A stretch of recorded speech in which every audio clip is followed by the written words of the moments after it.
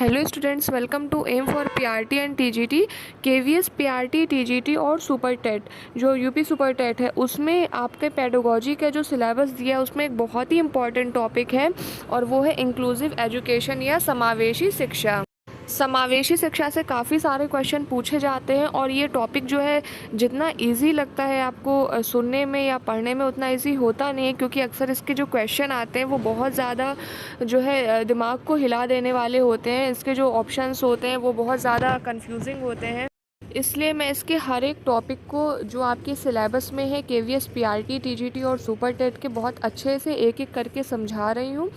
ठीक है। और आप भी इसको अच्छे से पढ़ें, जितना अच्छे से हो सके उतना अच्छे से पढ़ें। तो हमने मंदबुद्धि बालक देख लिए हैं और बहुत सारे कि कौन कौन से होते हैं। प्रतिभाशाली छात्र भी देख लिए, जो अतिशील होते हैं बच्चे वो भी देख लिए, अति सक्रिय वाले। अब आ जाते हैं अब वंचित बालकों के बारे में पढ़ते हैं। इससे भी कुछ क्वेश्चंस पूछ लिए जाते हैं कभी कभी डिप्राइव्ड चाइल्ड के बारे में। ठीक है, ये क्या होते हैं और इनके बारे में देखेंगे आज कि अपवंचित छात्र, या छात्र ना कह करके अपवंचित बालक कहेंगे। अपवंचित बालक कौन कौन से होते हैं, उनके क्या प्रकार होते हैं, कैसे हमें उनकी जो है एजुकेशन करनी चाहिए, इसके बारे में देखते हैं। ठीक है, जो चीज़ें पूछी जाती हैं मैं आपको बेसिकली वही अभी कवर करा रही हूँ। सिलेबस अगर चेंज होता है, कोई चेंजेस होते हैं, तो मैं सिलेबस चेंज के अकॉर्डिंग जो है आपका जो भी चीज़ें रह जाएंगी उसको भी कवर करा दूँगी, तो परेशान होने की कोई ज़रूरत नहीं है। 2018 के सिलेबस के अकॉर्डिंग मैं आपका जो है तैयार करा रही हूँ पेडागोजी का पोर्शन। ठीक है, तो अपवंचित बालक या डिप्राइव्ड चाइल्ड कौन से होते हैं? तो ये ऐसे बालक जो मतलब किसी भी प्रकार की कोई उनको सुविधा की कमी होती है बचपन में, या फिर कुछ मतलब कोई ऐसी भी कमी हो जाती है कि जैसे कि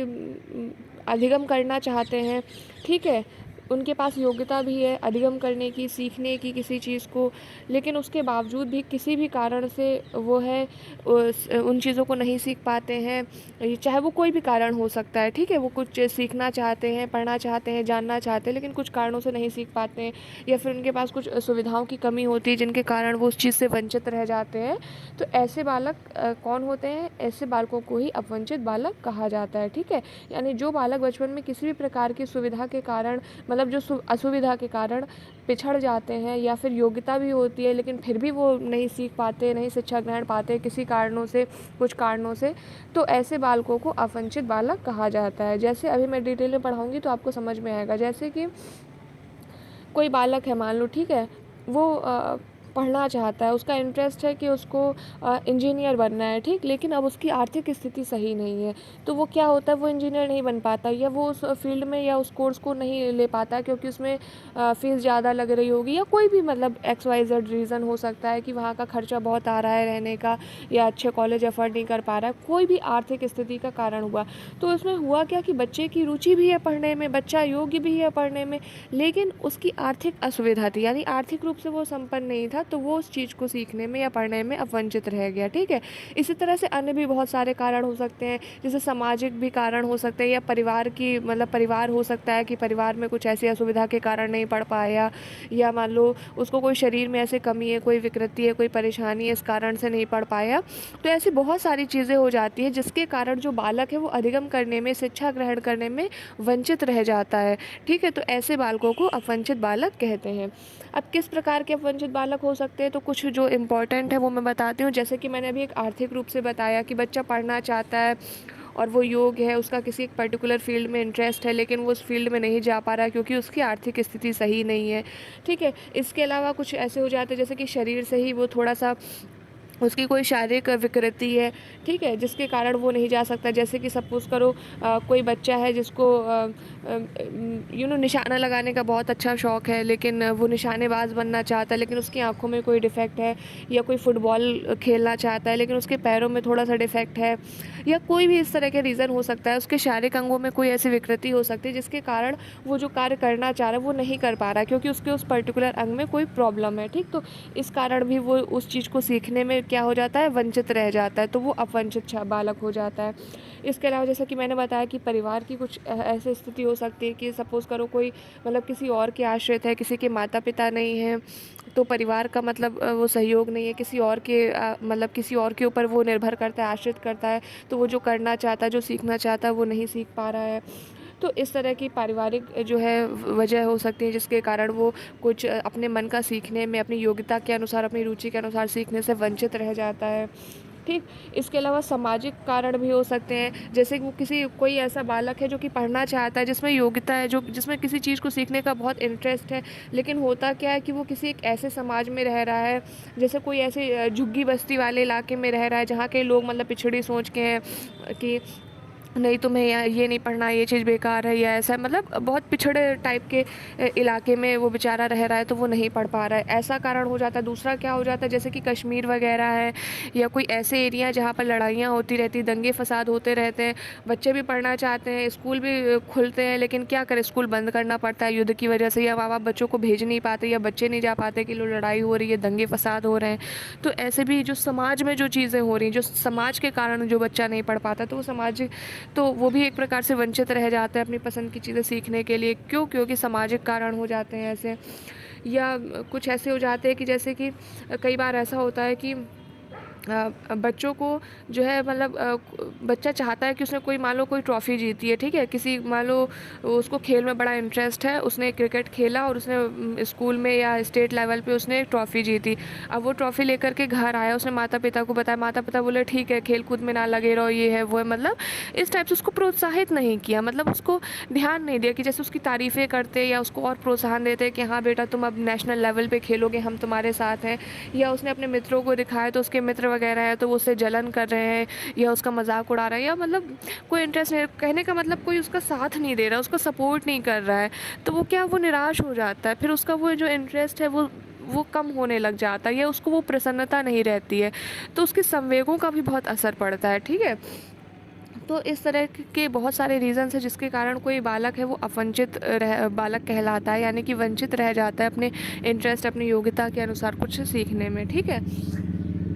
अब बात ये आती है कि अब जैसे बालक तो अब वंचित है, हम क्या ऐसा कर सकते हैं जिससे वो बालक सीख सके, जिससे वो बालक जो है शिक्षा ग्रहण कर सके किसी भी कारण से, जैसे कि वो अगर आर्थिक रूप से पिछड़ा हुआ है, ठीक है, अगर वो बालक आर्थिक रूप से पिछड़ा है तो हम ऐसा क्या करें कि जो वो सीखना चाहता है या जो उसकी रुचि है वो उसके अकॉर्डिंग वो सीख सके, उसकी जो आर्थिक स्थिति है वो बाधा ना बने। तो इसके लिए जैसे सरकार की तरफ से मिड डे मील वगैरह योजना आती है कि क्या होता है कि बच्चे की आर्थिक स्थिति ठीक नहीं है, माँ बाप ने उसे कार्ड में लगा दिया और ये कह दिया कि अगर बच्चा कमाएगा नहीं तो खाएगा क्या, तो सरकार ने मिड डे मील ले दिया कि आप कमा करके खा रहे हो, सीधी सी बात है, आप पढ़ने स्कूल आओ और वहाँ पर आपको खाना मिल रहा है, बच्चे भी खुशी खुशी जाते हैं और उन्हें पौष्टिक आहार भी मिलता है। ठीक है, क्योंकि बाहर मतलब अगर वो उन्हें उतना पौष्टिकता वाला आहार नहीं मिल पा रहा है तो मिड डे मील में क्या है कि बदल बदल करके आपको हर प्रकार का खाना दिया जाता है। ठीक है, खिचड़ी भी दी जा रही है, तहरी दी जा रही है, कभी कुछ दिया जा रहा है, तो इस तरह से आपको बदल बदल करके हर पौष्टिकता वाला खाना भी दिया जा रहा है। ठीक है, इसके अलावा क्या कर सकते हैं, जैसे कोई बच्चा कुछ पढ़ना चाहता है लेकिन उसकी आर्थिक स्थिति बीच में बाधा आ रही है तो स्कॉलरशिप दे सकते हैं बच्चे को। अगर बच्चा योग्य है, उसने स्कॉलरशिप का टेस्ट निकाला या टेस्ट नहीं भी निकाला, उसने किसी पर्टिकुलर स्कूल में कॉलेज में एडमिशन लिया है, तो सरकार की तरफ से क्या होता है, उसको छात्रवृत्ति या स्कॉलरशिप दे दी जाती है ताकि वो अपनी पढ़ाई कर सके। ठीक है, इसके अलावा क्या होता है, जैसे फ्री में ड्रेसेस देना या फिर फ्री में उसको किताबें देना, कॉपियाँ देना, बैग वगैरह देना, इस तरह से देंगे तो उसको कॉपी किताबें खरीदने की झंझट नहीं होगी, टेंशन नहीं होगी, ड्रेस खरीदने की टेंशन नहीं होगी, तो वो खुशी खुशी पढ़ सकेगा। ठीक है, उसकी जो आर्थिक स्थिति वो बाधा नहीं बनेगी कि अरे मेरे पास तो किताब खरीदने का पैसा नहीं है। ठीक है, कहने का मतलब जो उसकी आर्थिक बाधाएँ हैं उनको दूर करने का प्रयास कर दें, अगर हम उनको दूर कर दें जो उसकी आर्थिक बाधाएँ उसकी शिक्षा में आ रही हैं तो उनको भी हम शिक्षित कर सकते हैं। ठीक, इसके अलावा क्या हो जाता है कि आगे चल के जैसे बच्चे की जो बेसिक शिक्षा है वो हो गई, इसके बाद आगे चल के उसको कुछ मतलब उसके इंटरेस्ट के अकॉर्डिंग कोई काम सिखा सकते हैं। जैसे कोई बच्चा है उसको बहुत इंटरेस्ट है लकड़ी के खिलौने बनाने का या मिट्टी के बर्तन बनाने का, तो हम उसको जो उसके इंटरेस्ट है उसके अकॉर्डिंग काम सिखा सकते हैं। या कोई बच्चा है जिसको थोड़ी टेक्निकल जो तकनीकी वाली चीज़ें उनमें बड़ा इंटरेस्ट है तो हम उसको टेक्नोलॉजी वाली चीज़ें सिखा सकते हैं। ठीक है, तो इस तरीके से क्या है वो आर्थिक रूप से भी सक्षम हो जाएगा। ठीक है, फिर ऐसे कुछ बालक आते हैं जो कि पारिवारिक कारणों से जो है थोड़ा सा वंचित रह गए हैं, तो ऐसे बालकों की ठीक है इनकी शिक्षा कैसे करी जाए, या जो पारिवारिक रूप से वंचित हैं उनकी कैसे शिक्षा की जाए। तो इनके साथ में आप थोड़ा सा सौहार्दपूर्ण व्यवहार बना सकते हैं, जैसे मित्रतापूर्ण व्यवहार बनाएं, ठीक है। ऐसा नहीं कि वो अनाथ हैं या किसी और की देख रेख में तो आप उनके साथ बुरा व्यवहार कर रहे हैं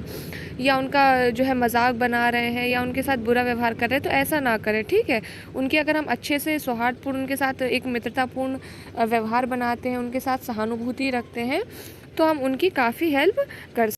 इसके अलावा इन्हें पॉजिटिव रखने का प्रशिक्षण देना चाहिए, ठीक है। क्योंकि जैसे जिन बालकों के परिवार नहीं है, माता पिता नहीं है, तो होता क्या है कि उन्हें वो जो एक सही शिक्षा दीक्षा है या संस्कार है, जो माहौल है, जो एक सकारात्मक क्या कहते हैं एक भावों की या संवेगों के प्रति जो उनका मतलब एक पॉजिटिविटी होनी चाहिए, वो नहीं होती है, क्योंकि उन्हें वो प्यार, वो अपनापन नहीं मिलता है। तो आपको ये करना है या इनकी शिक्षा ऐसी देनी है कि इनको पॉजिटिव रखा जाए, इनको पॉजिटिव रहने का प्रशिक्षण दिया जाए कि क्या हुआ अगर आपका परिवार नहीं है, क्या हुआ अगर आपके माता पिता नहीं, आप जीवन में बहुत कुछ कर सकते हैं। मजाक उड़ाने वाले तो मजाक उड़ाएंगे, लेकिन अगर आप चाहें तो मेहनत करके सफल हो सकते हैं। तो इन्हें पॉजिटिव रहने का भी प्रशिक्षण देना चाहिए, क्योंकि इन्हें पॉजिटिव रहने की काफ़ी ज़रूरत होती है। जिनका परिवार नहीं है, माता पिता नहीं है, तो कहीं ना कहीं उनके अंदर नेगेटिविटी आ जाती है, कहीं ना कहीं बुरे संवेगों से वो घिर जाते हैं। तो उन्हें दूर करने का प्रशिक्षण देना चाहिए, पॉजिटिव रहने का प्रशिक्षण देना चाहिए, ठीक है। फिर है जो शारीरिक अवंचित है, यानी कि शरीर में किसी विकृति के कारण जो है वो थोड़े से वंचित रह जाते हैं अपनी योग्यता के अनुसार या अपनी रुचि के अनुसार अधिगम करने में।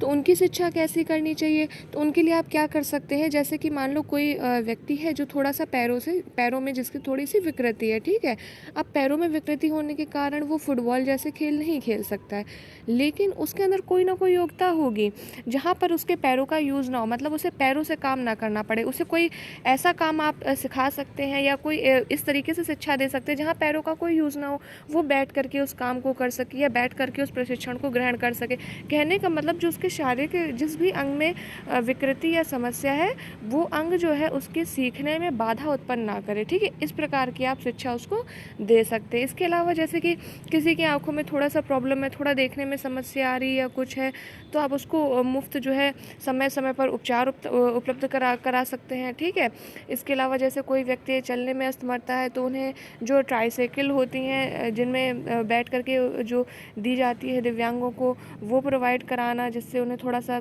चलने में एक जगह से दूसरी जगह जाने में असुविधा ना हो। इस तरीके की चीज़ें कर सकते हैं, ठीक है। या फिर अब जैसे कोई व्यक्ति है जो मतलब ठीक से वैसे पढ़ नहीं सकता है देख करके या सुन करके, तो उन्हें ब्रेल लिपि के माध्यम से मतलब पढ़ाना, संकेतों के माध्यम से पढ़ाना, इस तरीके से मतलब कि ऐसे तरीके से उन्हें शिक्षित करना जिससे जो भी उनकी विकृति है वो बाधा ना बने बीच में। इस तरीके से उन्हें प्रशिक्षण दिया जा सकता है। अब जो सामाजिक रूप से अपवंचित है, ठीक है, उनके लिए क्या किया जाए, तो देखो जो सामाजिक अपवंचित है मतलब कि कोई ऐसे इलाके से आ रहे जो थोड़ा सा पिछड़ा है या जहाँ पर ठीक से उनकी शिक्षा दीक्षा नहीं हो पा रही किसी भी, जैसे मैंने बताया अभी कि जैसे कोई युद्धग्रस्त क्षेत्र होते हैं जहाँ पर मतलब नहीं बच्चे ठीक से शिक्षा ग्रहण कर पा रहे हैं क्योंकि लड़ाइयाँ दंगे फसाद होते रहते हैं, या कोई पिछड़े इलाकों में रहने वाले, पिछड़े समाज में रहने वाले जगह पर मतलब जो क्षेत्र होते हैं वहाँ के रहने वाले बच्चे हैं, ठीक है। तो अगर ऐसे बच्चे आपके विद्यालय में पढ़ रहे हैं या पढ़ने आए हैं, तो आपको जाहिर सी बात है क्योंकि वो ऐसे क्षेत्र से आए जहाँ पर उतनी सभ्यता नहीं है जितनी आपके उस जगह पर है जहाँ पर वो बच्चा पढ़ने आया, तो उसको ये नहीं कहना चाहिए कि तुम बहुत असभ्य हो या तुम्हारे अंदर डिसिप्लिन नहीं है, या मतलब उन्हें नीचा नहीं दिखाना चाहिए। कुल मिलाकर उन्हें सिखाना चाहिए, ठीक है, उन्हें शिक्षा दे कैसे डिसिप्लिन में रहते हैं, कैसे सभ्यता से बात करते हैं, कैसे लंच होता है तो कैसे अच्छे से बैठ करके सभ्यता से हाथ धोते हैं, फिर खाना खाते हैं। इस तरीके से उन्हें डिसिप्लिन सिखाना चाहिए, नहीं कि उन्हें नीचा दिखाया जाए कि वो कहीं पिछड़े इलाके से आए हैं, ठीक, तो ये नहीं करना चाहिए। इसके अलावा जैसे कि अब वो पिछड़े इलाके से आए हैं, उन्हें ज़्यादा तकनीकों के बारे में जानकारी नहीं है, तो ऐसा नहीं कि उनका मजाक बनाया जाए कि तुम तो मतलब पता नहीं किस ग्रह से आए हो या तुम्हें कुछ नहीं पता, बल्कि उन्हें सिखाया जाए कि ये देखो ये कंप्यूटर है, ये ऐसे चलता है, इसका ये यूज़ होता है, प्रोजेक्टर का ये यूज़ होता है। जो नई नई तकनीकें हैं जिनसे वो थोड़े से वंचित रह गए हैं, उन्हें उन चीज़ों से अवगत कराया जाए कि ये ऐसी चीज़ें होती हैं। इस तरीके से उन्हें शिक्षा दी जा सकती है, उनका प्रशिक्षण किया जा सकता है। ठीक है, जो संवेगात्मक रूप से अवंचित बालक हैं, उनके लिए आप क्या कर सकते हैं, उनकी शिक्षा में कैसे उनका शिक्षा में आप समर्थन कर सकते हैं कि जैसे उनका संवेगात्मक रूप से आप समर्थन कर सकते हैं, सपोर्ट कर सकते हैं। जैसे कोई बालक है, खेलकूद में बहुत अच्छा है, कोई उसने स्पोर्ट जीता है डिस्ट्रिक्ट लेवल का या स्कूल लेवल का, वो ट्रॉफ़ी लेकर के आया, तो आप क्या कर सकते हैं, उसकी तारीफ़ करना, ठीक है, उसको प्रोत्साहित करना कि तुमने ये खेल बहुत अच्छे से खेला है, तुम इस खेल में बहुत आगे जाओगे, या तुमने कोई कंपटीशन है, क्विज़ कंपटीशन है, उसमें पार्टिसिपेट किया, उसमें वो जीता है, तो उसको प्रोत्साहित करना। माता पिता भी संवेगात्मक रूप से जो है उसको प्रोत्साहित कर सकते हैं कि उसकी तारीफ़ें करना, ठीक है। स्कूल के टीचर हैं या उसके जो क्या कहते हैं सहपाठी हैं या फिर उसके मित्र हैं, तो कहने का मतलब संवेगात्मक रूप से उसको मोटिवेट करना, उसको प्रोत्साहित करना, उसको उस चीज़ के लिए ऐसा ना करें कि अगर वो कोई ट्रॉफ़ी जीत करके आया है तो उसको कोई मतलब कोई सपोर्ट ही नहीं दिखाया जा रहा है, ठीक, तो ऐसा ना करें, उसको प्रोत्साहित करें और आगे बढ़ने के लिए उसको प्रोत्साहन देना। इससे क्या होगा, आज उसने स्कूल लेवल का क्विज़ जीता है, अगर आप प्रोत्साहन देंगे तो वो आगे के लिए भी प्रयास करेगा। तो मोटिवेट करना, संवेगात्मक रूप से उसको सपोर्ट करना चाहिए, ठीक, तो इस तरीके से उसकी शिक्षा या प्रशिक्षण किया जा सकता है। ठीक है, तो अब वंचित बालक के अंतर्गत जो भी इम्पोर्टेंट था, जितना भी समझने समझाने वाले चीज़ें थी, वो कंप्लीट हो गई हैं। ठीक है, इसके बाद नेक्स्ट जो भी इम्पोर्टेंट आपका टॉपिक है समावेशी शिक्षा के अंतर्गत ही केवीएस और सुपर टेट का, उसको कवर करेंगे। ठीक है, और उसके बाद इस तरह से धीरे धीरे करके पहले पेडागोजी का सिलेबस कंप्लीट कर लेंगे, उसके बाद सब्जेक्ट कंसर्न वाले जो सब्जेक्ट हैं या जो टॉपिक है उनको कंप्लीट करेंगे। ठीक, तो अगर आप भी केवीएस पीआरटी टीजीटी की तैयारी कर रहे हैं या फिर सुपर टेट की तैयारी कर रहे हैं तो चैनल के साथ जुड़ सकते हैं। इसके अलावा टीचिंग भर्ती से जुड़ी हुई जानकारियाँ भी चैनल पर मैं प्रोवाइड कराती रहती हूँ, तो चैनल को सब्सक्राइब करने के साथ साथ बेल आइकन प्रेस कर दें, ताकि जैसे ही कोई शिक्षक भर्ती आएगी मैं उसकी जानकारी प्रोवाइड कराऊँगी, आपको तुरंत उसका नोटिफिकेशन मिल जाए। Thanks for watching.